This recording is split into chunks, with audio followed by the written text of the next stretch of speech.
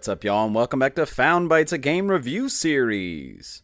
My name is Brian, and I'll be your host. If you don't know about us, we're all about finding and testing out small, high-quality video games.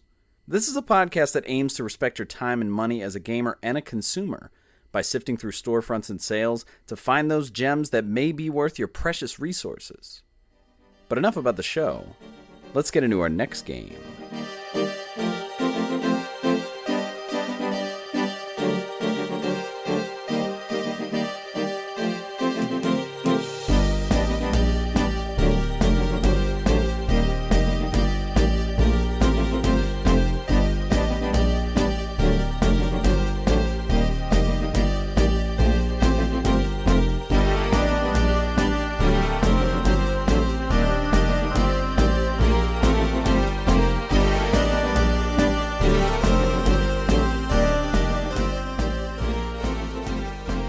Reverie is the game for this week's episode. Reverie is a top-down action-adventure game developed by Bytes and released originally in April of 2018. So originally this game was only released on PS4 and Vita as cross-buy, and then eventually came to Switch. And then more recently in 2023, it was released as the Sweet As Edition, which is I guess like a remaster or something. And that is available on PS5, Xbox Series X and S, PC, and also on Switch. So the obvious draw for me are the comparisons to Zelda Link to the Past and Link's Awakening, games like Under Dungeon, Pipistrella we talked about recently. So basically your top-down dungeon crawler, it's got an overworld, you're in the dungeons, you've got an item inventory, you're finding items, you're collecting some things, so it is a bit of a collectathon, especially for trophy hunters. Very cute visuals, themes, tropes, things that you would expect to see or at least look familiar. It definitely looks a bit like Undertale. I would say the real pull here is that it's a heavy play on Earthbound because your character basically looks like Ness. The game was released with a price of $12.99. Now, I believe that is the original price and also the same for the Sweet As or the remastered edition. Runtime of the game, it's looking like it's taking people about 5 to 6 hours maybe to beat it. I would also think that that's about what it takes to get the Platinum Trophy, maybe even a little more. So me, I've been playing on PS5. I got the Sweet As Edition. I got it on sale for $4.54. I definitely wanted the PS4 Vita cross-buy, but I had never seen it on sale, so I've been watching the game for a little bit. And I just beat the last dungeon, but there's a lot of extra things to do at the end to get the Platinum Trophy, which I definitely want to do. It's definitely doable, but I beat the game in like 5 hours. So it's certainly a game that you can do everything in it in a manageable time. The game had a lot of physical releases. So what's interesting is this game was actually published by East Asia Soft, and they tend to do a lot of physical releases out of Asia. And so the original version had like a limited edition and I think a regular one, and that was the PS4 and Vita. That's definitely sold out, or you could probably find it on eBay. But the Sweet As edition has a limited edition as well for PS5 and Switch, and a collector's edition. I think the collector's edition is sold out. That comes with like a yo-yo, I guess like posters or stickers, lots of cool things. But even the limited edition has a good amount of things. It just comes in like a bigger box. That is still available, and I think for just PS5, and it's only like $29 on East Asia Soft, so maybe check that out. And they also did a vinyl soundtrack released, and I think it's only the original. I don't really think they changed the music that much. But that is from Yeti Records, which we've seen before, and that is about $25, and that's still available. I actually just ordered that, and it's on its way. And we talked about the developer being Bytes, so we had seen these guys before. They did Trigger Witch, which is a game that we talked about on a previous episode.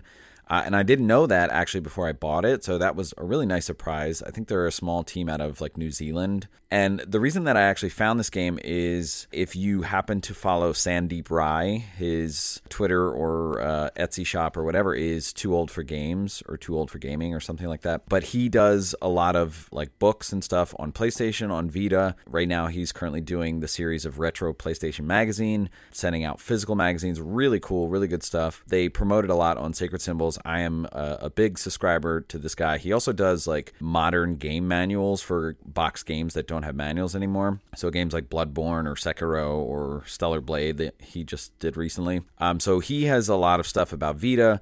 So this was in like a small Vita magazine that he did of like the top 100 Vita games, and this game was on it, so it caught my eye. And so I was looking forward to playing it on Vita, but it never got on sale, so I bought the PS5 remaster and dove in.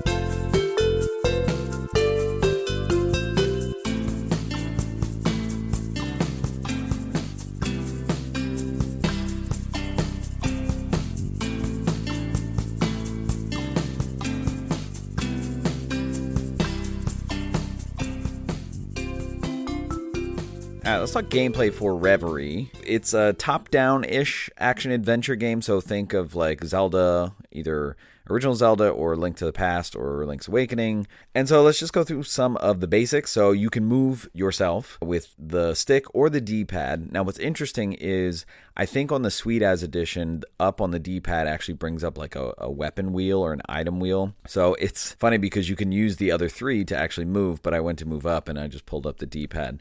So I guess that's not on the original, but I've been using the stick to move. It's not a big deal. And it's not like you just move up and down, left and right. You can do things diagonally. So you can move diagonally, and you can actually use your tools or throw your weapons out or shoot things diagonally as well. You get sort of a dodge roll, and it just allows you to move pretty far and fast, almost like a third of the screen, which is pretty nice. And there's a pretty short cooldown, so you can do them in succession. And you may have to do them sometimes because some of the puzzles and the dungeons, like they're timed, like a switch will go off and then there'll be an opening for a couple seconds and you can roll to get through it. Prompts will pop up for you to interact, so it looks just like a dialogue box, regardless of if it's a person you want to talk to or something you have to interact with. And very similar to Ocarina of Time, you can assign your tools or items or weapons to a couple different buttons. There are 3 in the top right corner, but once you get the bat, which is your main weapon, I think it stays at one of them. That would be square on PlayStation, but you can switch the other 2 to have anything that you want in your inventory. And you're definitely going to have to do this a bunch because certain puzzles or certain dungeons might require you to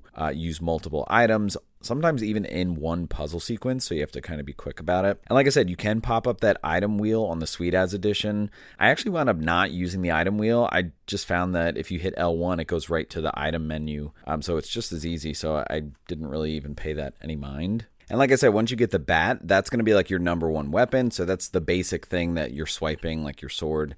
So you're going to use that a lot for many different things, like to break things, to hit enemies, to do damage, or hit switches or anything like that. And then the different tools or items or other weapons that you get, they can potentially do damage to enemies, but also have other very specific functions. And you'll recognize that once you get them. So let's talk just traversal in the game. So you're going to be walking and rolling. Like when I'm traveling, trying to go screen to screen across the map, I'm kind of doing that pretty much the whole time.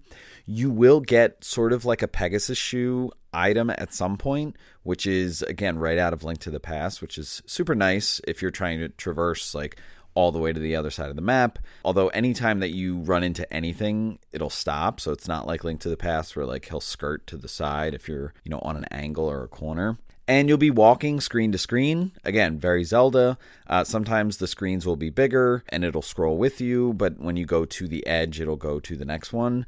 When you're in a dungeon, it's going to be like pretty much the whole screen is that screen. But if you look on the map in the dungeon, like if the room is bigger, you'll be able to scroll with it. On the overworld, it's not always consistent, but you'll get the hang of it. And what's really interesting is it's not always like very obvious that you can go, screen to screen, especially on the overworld. Like sometimes you'll go down like a skinny path and you'll find out like, oh, I can actually go to the next screen, and you'll wind up finding like a secret or a collectible or something like that. So definitely test out the ends of paths or the ends of screens, because it's not very obvious like it is in older games where it's like this giant opening is how you progress quest to the other side. For fast travel, there's not really any in the main game, like in the overworld, and that's fine. The map is not that big. It's pretty manageable. But when you're in a dungeon, you will sometimes, like when you first walk in, see like these circles on the ground, and those are going to be portals that'll bring you back to the entrance when you go like later or somewhere else in the dungeon that might be hard to get back from, or might be a shortcut for you to leave the dungeon and come back. There's also this function where you can hold X, and I don't know if this works in the overworld, but it definitely works in dungeons, and it'll bring you back to like the door that you came in that room. And this is especially helpful if you're working with puzzles and like you do something that's irreversible. You hold the button, go back into the room, everything resets. So that's pretty nice. And there is like a passive fast travel that happens when you beat a dungeon. It'll return you back to your home, which is kind of like a central location on the map. Not unlike in Link to the Past, like if you save and quit, you can choose to like come back to your home, but you're definitely not going to come back to where exactly you were.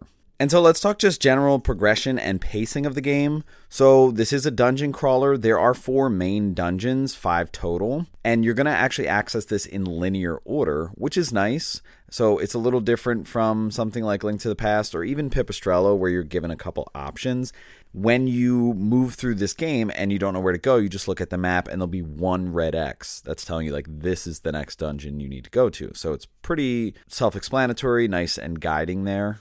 Sometimes when you're headed to a dungeon, it might require a certain item or tool. Again, not unlike any Zelda game. Normally you access this like on the way.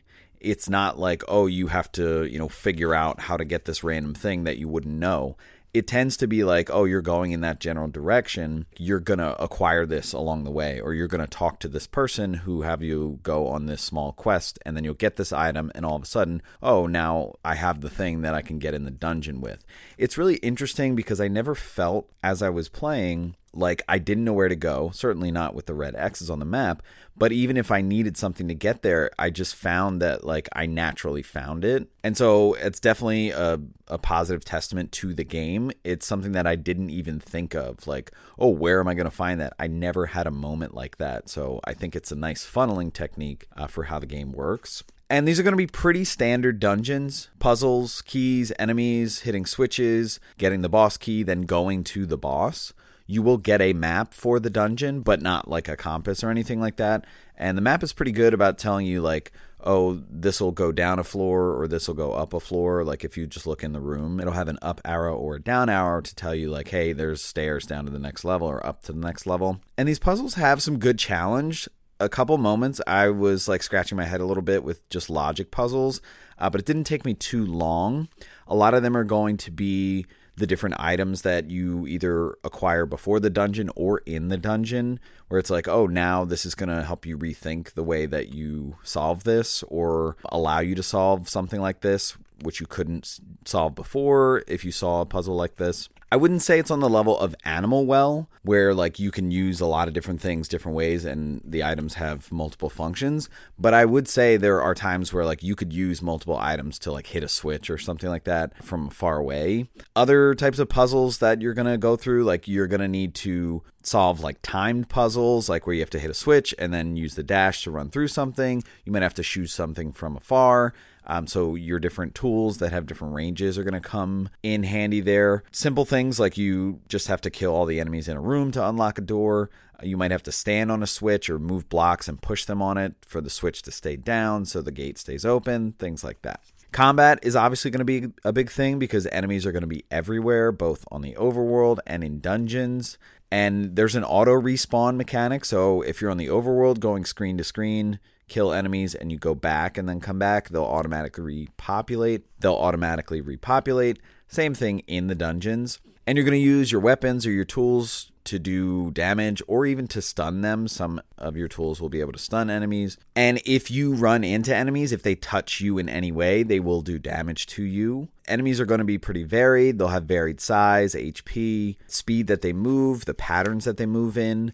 Some of them will just walk around and you need to kill them and not touch them or run into them. But some of them will shoot projectiles. And also some of them have a weird aggro approach with you. Like some of them will come right after you. Some of them will just be like going about their business. And a lot of times, if you're in a dungeon room, these encounters can be just packed with different types of enemies. So you definitely are going to be spamming your bat when a lot of them are close to you. Just like in Link to the Past, you kind of have like a 90-degree angle with your swipe, and you can hit multiple enemies at the same time. So you're definitely going to want to protect yourself. And then at the end of each dungeon, you will have a boss.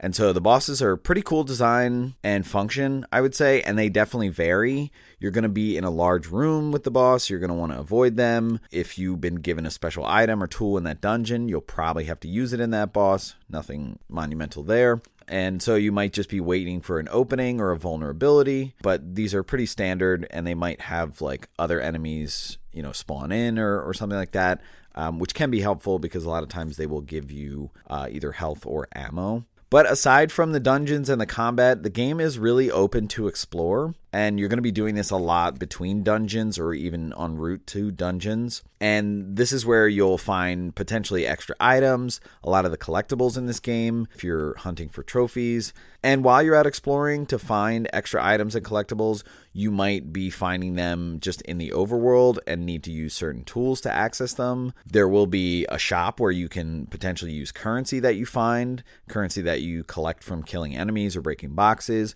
Or it could be talking to NPCs and getting side quests that allow you to go find certain things, and then they give you a collectible or an extra item that you didn't know you were looking for. What might be a little tough, though, is like if you find a tool or an item that allows you to then like deal with a certain obstruction, you might have seen places before where you can do that but didn't know you could do that, and then so finding or remembering those locations might be a little frustrating. I definitely lost a couple of them in my mind that I remembered and I couldn't find where they were. I don't think the map is that helpful for that. I would love if there was like a mark system where you could just like put a dot or a flag or something so that you remember like, hey, there was something here. There's some vague detail in the map. I certainly wouldn't look at it to get like the topography or like what that screen is or anything like that. Again, the map is not that big, so there weren't that many things that like I had seen before and was having that sort of Metroidvania anxiety of like, I don't remember where this was. And then you just sort of have your character.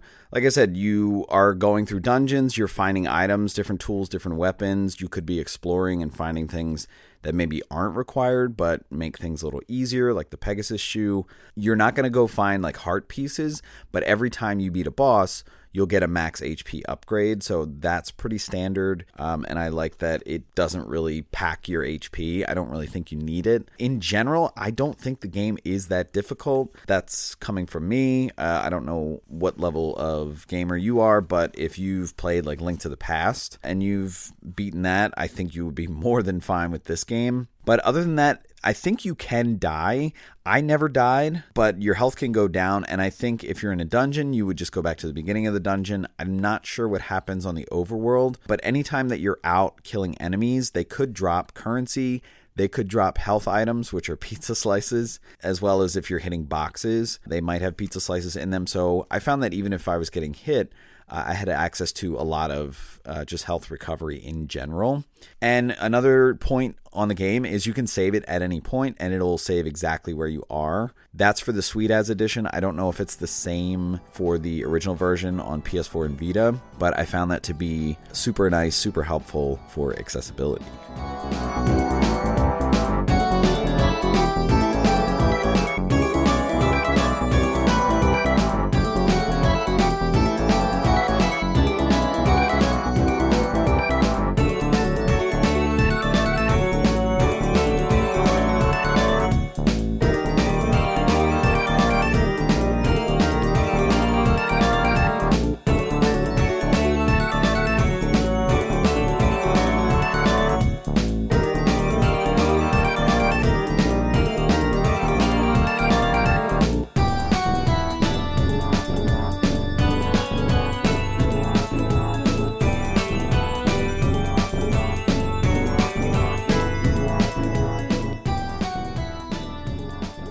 All right, let's talk about the vibe of Reverie, and let's start with the visuals.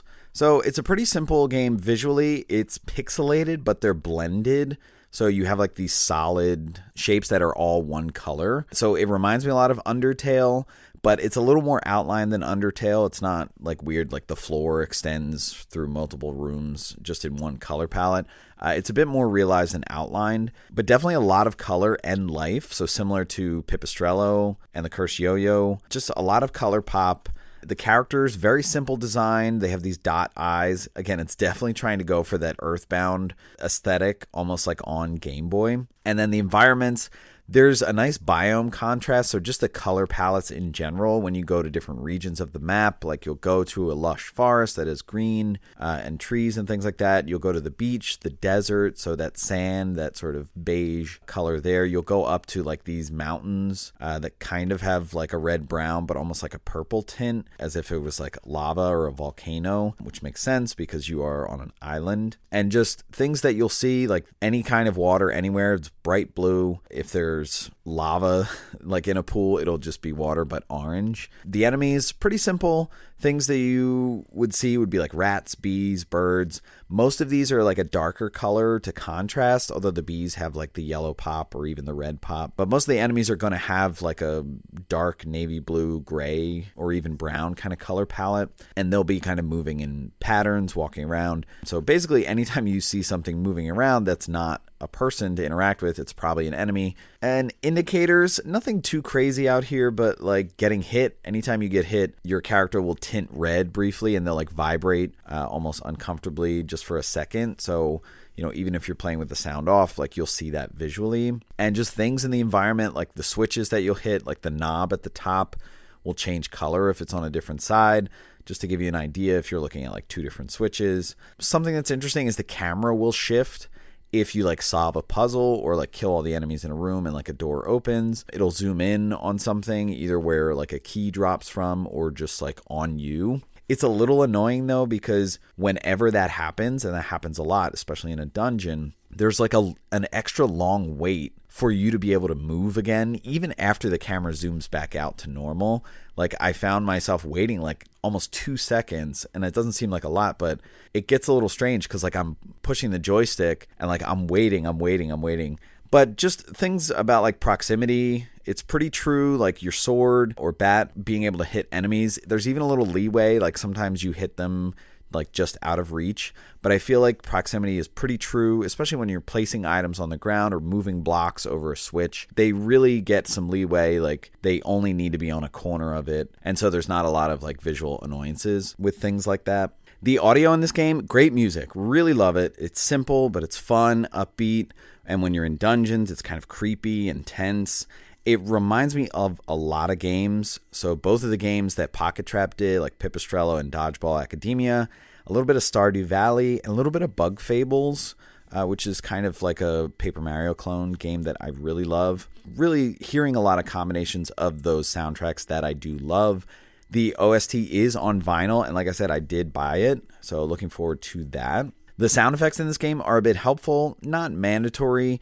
Like I guess you could play this with the sound off, but especially, again, when you solve puzzles or you hit a switch, you do hear a little click, or if like a block drops that you can move, like you'll hear it dropping, even if you don't see it. So that's helpful, as well as the door opening. But of course, this combines with the camera shift for a lot of these, so it will be pretty obvious.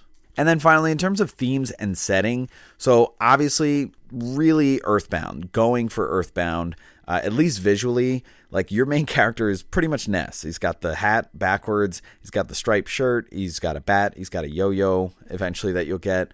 So all of that stuff, like you can tell right away. I wouldn't say it's like a ripoff or anything. It's certainly more a love letter. And again, the game actually plays more like Zelda than it does Earthbound. But other than that, like you're a kid visiting your grandparents on an island, you're staying with them, and then somehow like the island needs saving, I guess. This idea of like the four spirits or gods kind of needing help, or they're corrupted or something, definitely reminds me a lot of the storyline in Pipistrello, as well as the second half of Inscription that you find out. So nothing super new there, but there is sort of like this story that you learn about a little bit from dialogue context. Like after you beat a boss, like you're hearing them talk about the other one. So you are getting this relationship between them. It's not something that's like perfectly clear by the end, but it's definitely adding, some more layers, like this living part of the island. Like there are these characters that relative to the people that live there might seem like gods or spirits, but they're just sort of having their own squabbles. And something that kind of makes the game feel more cozy and small is this small community. Like there's really only one town on the island and just these surrounding biomes. Again, very similar to like Link to the Past, where like you have Kakariko Village and maybe some other pockets or random houses here and there. But it's really just this one sort of small town, and there's not even that many people in it. But as you go around, even out where there are enemies, like you will actually find NPCs there, kind of living their life, like over in the beach. There's a lifeguard tower, but like there's enemies around it. So you do get the sense that like people live here, but it might be a little overrun with enemies and crazy animals. And of course, you're going to get more context from those individual characters when you're talking to them, doing side quests, finding extra things, like doing tasks for them. It's not too crazy, like you don't get in-depth views of all these characters, but they're nice, silly, simple one-off stories. Some of the times, like it did make me chuckle. But just the overall feeling that you get being in the game, you're kind of on this vacation island.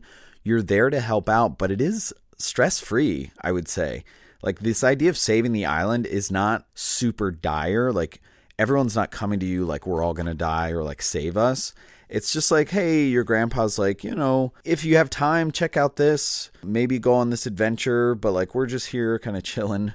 So it's nice that it feels like a Zelda game, but it doesn't necessarily feel like the world is ending, which might be a nice alleviation of stress.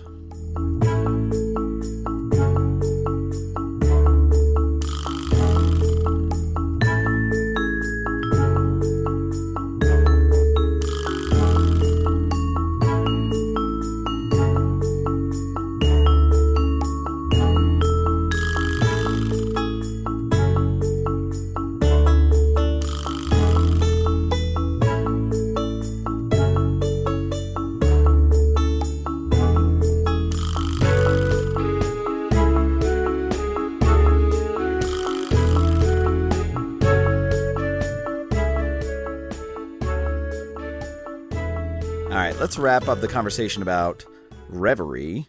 I absolutely love games like this. Link to the Past is in my top 5 of all time. I love and adore simple games that emulate that feeling, especially a game like this that has its own spin. Obviously it's taking from Earthbound with the aesthetic, the island vibe touch. It just makes it feel simple and charming, and the music certainly helps. Just the character that you get from the island. I don't feel stressed playing this game at all. It does feel very get up and go, follow your intuition, the linear guidance. It really makes it easy to play through this. I would say in maybe like 3 or 4 settings. I think I sat down maybe 5 times and put in, an hour here, half hour here, 2 hours here. And so I love that. It's digestible. It's a bite-sized adventure. The puzzles are not too challenging. It's platinumable, and I'm definitely going to platinum this.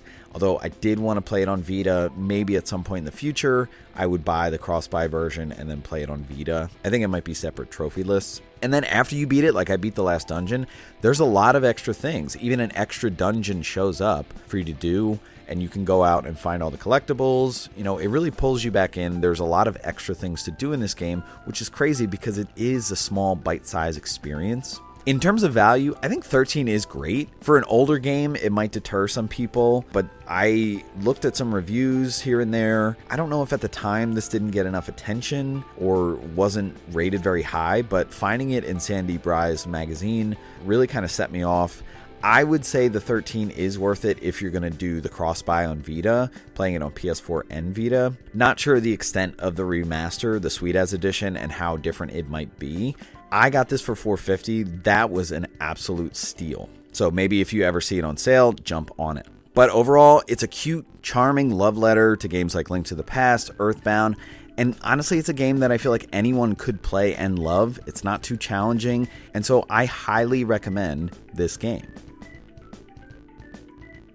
All right, that's going to wrap it up for this episode. Stay tuned for our next episode to see what new game we found for you.